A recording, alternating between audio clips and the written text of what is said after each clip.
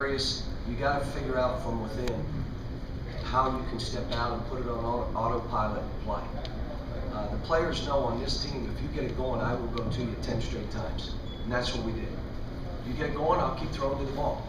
Now, again, if you get it going and all of a sudden you do something crazy, shoot a fadeaway, go, no, I'm not going to you. That's not why I'm doing it. I'm saying go at him.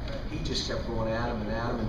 And I thought Brandon Knight, we're not saying much about him, but he goes 6 assists, no turnovers. Can you see that he's running our team better and better and better? Just, there was one play I wanted to grab him. We're up 10 or 11, and he throws it ahead to Terrence near half court. Terrence, why? There's 4 minutes left in the game, pull it out. If he was ahead of the pack and had a layup, he'd throw that. And he even heard me say it. When he threw it to me, he looked at me like, what? He has a layup, and then the kid lost it. I said, now, there you go. That's why you don't do that. But he's learning.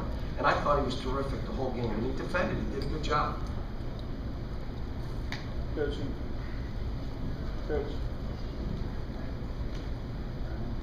Coach, congratulations on a milestone. We know about the flaws in this team. We've heard about them a lot. What is this team doing consistently enough right now that has you excited about the SEC tournament and then going into postseason? Well, there's a couple things. One, the good news is the NCAA tournament is not played on the road.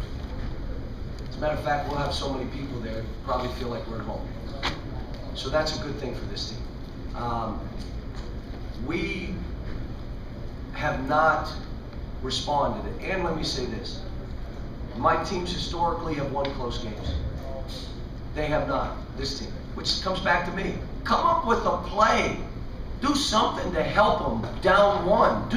Come up with something. So again, it comes back to me coaching this young team, trying to figure out, well, how do I help them?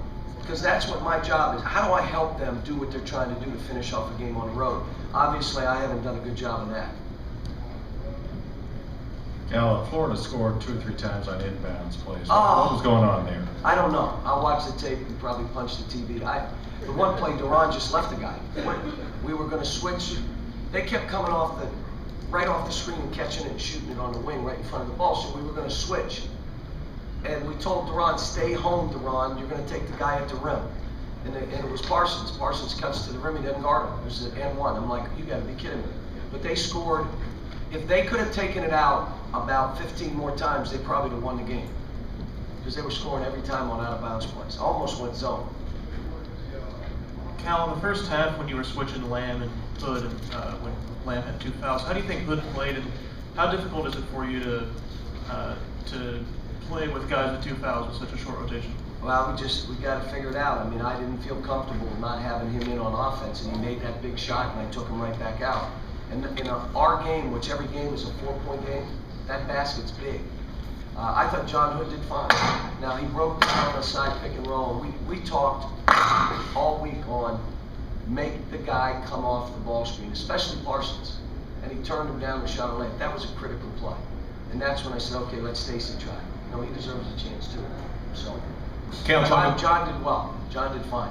Cal, talk about number 500, reflect a little bit also then how your kids reacted. All I was worried about was number 20. That's all I was worried about. That stuff is, you coach long enough and you survive. I've been fired once, but you survive.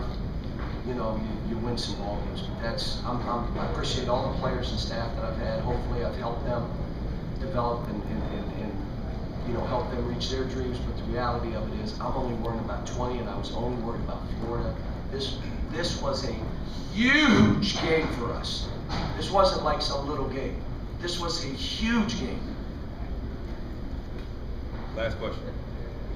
Can you elaborate on why it was such a huge game? Because you're talking a great basketball team that's well coached, that's coming into our building with an idea that they're winning this game. And I've got a fragile team at times on the road, and now you wonder, are they going to be fragile at home? And let me tell you, the shoot-around today was our best shoot-around of the year. That's what they don't get. The best practices lead to the best games. The best shoot-arounds lead to this kind of game. But that means everyone is going hard. You know who the first guy in the shoot-around was today? Duran Lamb. Now, normally he's last. The shoot-around in Arkansas, I almost threw him out of the shoot-around. And you saw how he played. So at least he's learning, he's getting it, he's understanding. And I'll say this, I told him before the game, I believe in my team. And I like my team. I think my team is as good as any in the country. Now we just got to finish and get better. Terrence got to be more consistent. Duran's got to be more consistent. Give us something, Darius. You're capable of it. Keep running the team, Brandon. John Hood, if I need a few minutes from you and Eloy, give us something. And they did that today, so that's why we won a game. Thank you.